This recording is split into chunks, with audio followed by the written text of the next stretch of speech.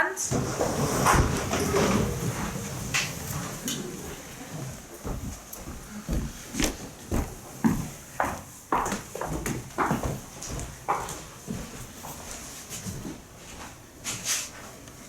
Please be seated.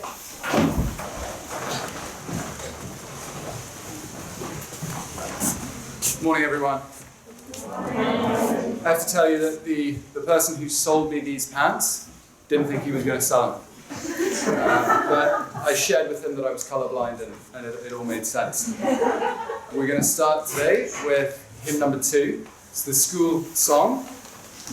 Let's get off to a really good start. Fill the lungs. And here we go. Thank you.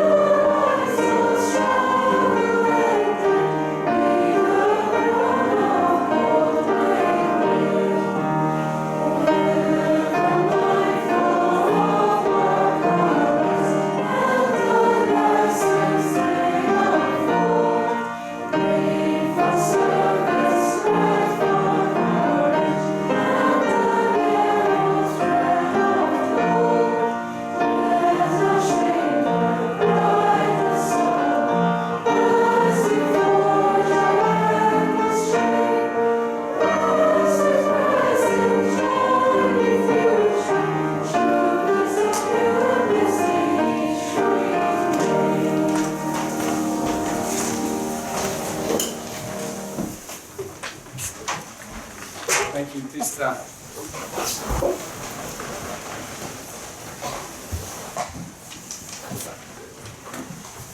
We who now these halls are treading, bear aloft the lamp of fame, hold it high above our fellows, passing, bid them do the same.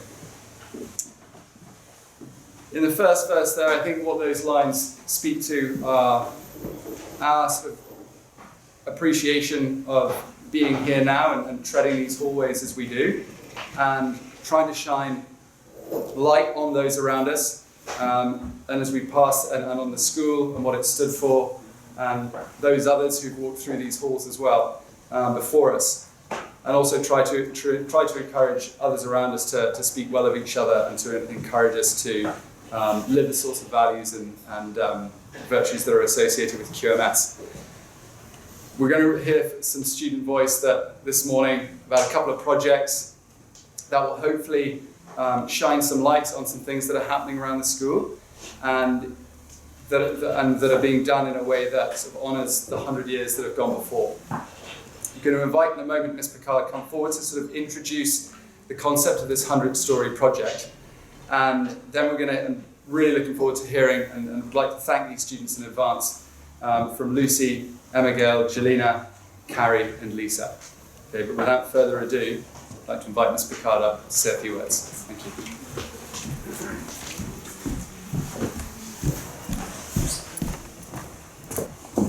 Thank you, Mr. Monroe. Hi, everybody. You may know me. I'm the communications director for the school. You see me tracking you down with the camera, capturing stories, narratives, and sharing them to our community. So for me, this 100 Stories project as part of our Centennial celebrations is very near and dear to my heart. So for the last 2 years, we've been scoping this project, and it is a digital archive of the past the present, and the future. So a couple of your fellow classmates have already kind of taken this and run with it. We are creating an online microsite that will host stories from our past, photos and testimonials from our present, and our alumni, who are some of our top 40 under 40, with Ms. Schultz, will be part of our future. And part of this celebration ties in with visuals you'll see in phase 2 of the TLC. It'll be online and it'll be ongoing. So I'm hopeful each one of you will find a part of it that inspires you, whether it's photography, whether it's writing. Talk to your teachers, Ms. Pretchel, Ms. Newsbaum. They're all there to support you, to be part of it, and Ms. Anderson. And I think Lucy's going to tell you her story is very, very cool. I'm looking forward to capturing it for the project. If you have any questions, reach out to me. Mr. Monroe knows how to get a hold of me. So thank you, and I really do hope that you find a way to make your mark in our history for our digital archives. Thank you.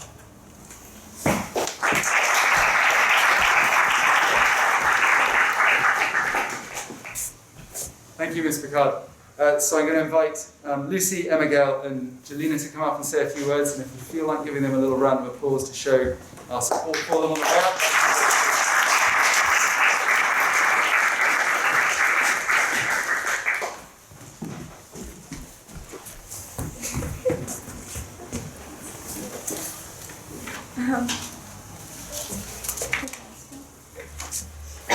Hi, I'm Lucy, and I'm one of the senior school art captains. Miguel, Jelena, and I would like to talk to you about an upcoming art project we would love for you all to be a part of. So the senior school art classes of QMS, with the help of Miss Anderson, Miss Peterson, Miss Callistro, and Miss Pallister, are working together to create a quilt to celebrate the upcoming 100th anniversary of Queen Margaret School. Students are learning cross techniques that we've discovered that QMS students were taught many years ago. Our school archivist, Ms. Pallister, still has many of the pieces that Ms. Denny and past students have created. We hope to continue this tradition by turning designs into cross-stitch patterns. This is just one of the kneelers made in the early 30s by Ms. Denny. Kneelers were used in chapel many years ago as a cushion for the knees during prayer. In 1996, as part of the 75th anniversary celebrations, one of the alum designs of the cross-stitch pattern combined an image of the chapel, the school crest, in a sampler design. So each student in the senior school art class is going to design a 4x4 inch square that will be sewn into a quilt in the spring of 2021. So this is about the size it would be. We want this quilt to represent the unique and special qualities of Queen Margaret School. Each square will symbolize an aspect of our school culture and community that we are proud to share. So we're really excited to share this project with you, and we hope you will join in. Any student can create their own patch of history to be sewn into a heritage quilt. We talked to a number of school members, including Ms. Pallister and Ms. Picard, who have helped us develop a list of themes related to our school identity and history.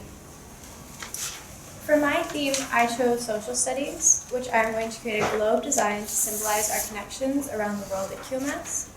This is my second year at this school, and during my first year, I was meeting so many people from all over the world and getting to know some things about their culture, which was something I never experienced before.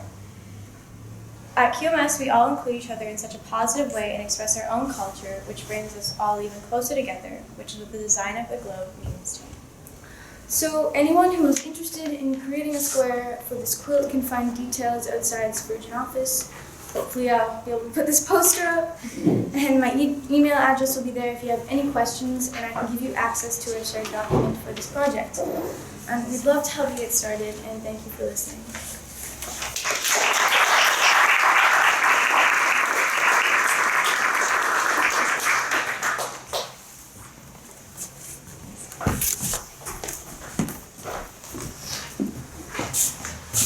Lucy, Jelena, and Emma, thank you very much. Patches of history, love that, and love the idea that you're employing all those skills that all QMS students learned back in the day. So it's a great initiative. And please, let's welcome Carrie and Lisa up to talk about another project that's happening. Thank you.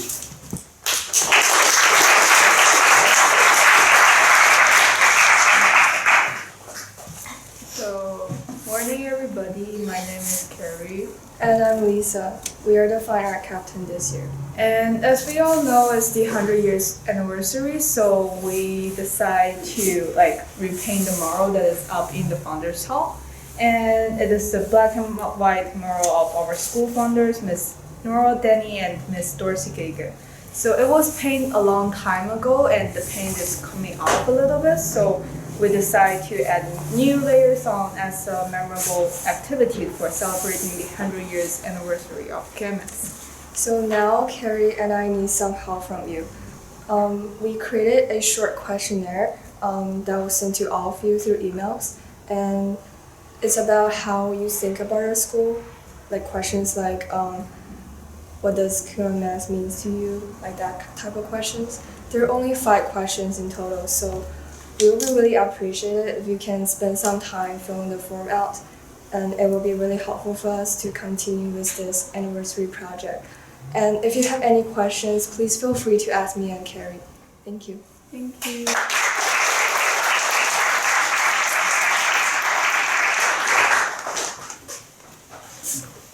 Thank you, Lisa and Carrie. Love the idea of revitalising the Founders Hall.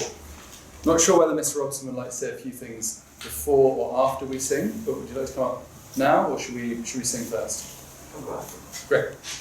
Okay, so we are going to sing number 20, which is Thanks for a Day. Please stand.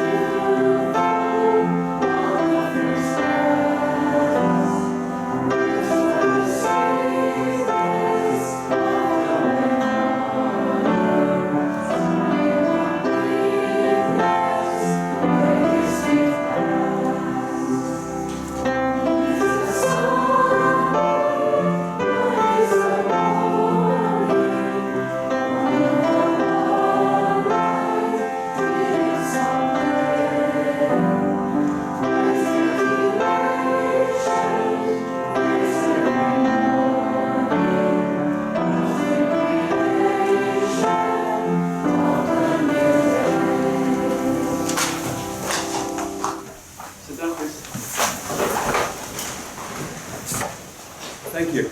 I'd like to thank the students who presented this morning and see if we can get in behind those admirable efforts to celebrate our Centennial properly, because that's really important. How many people dread speaking in public?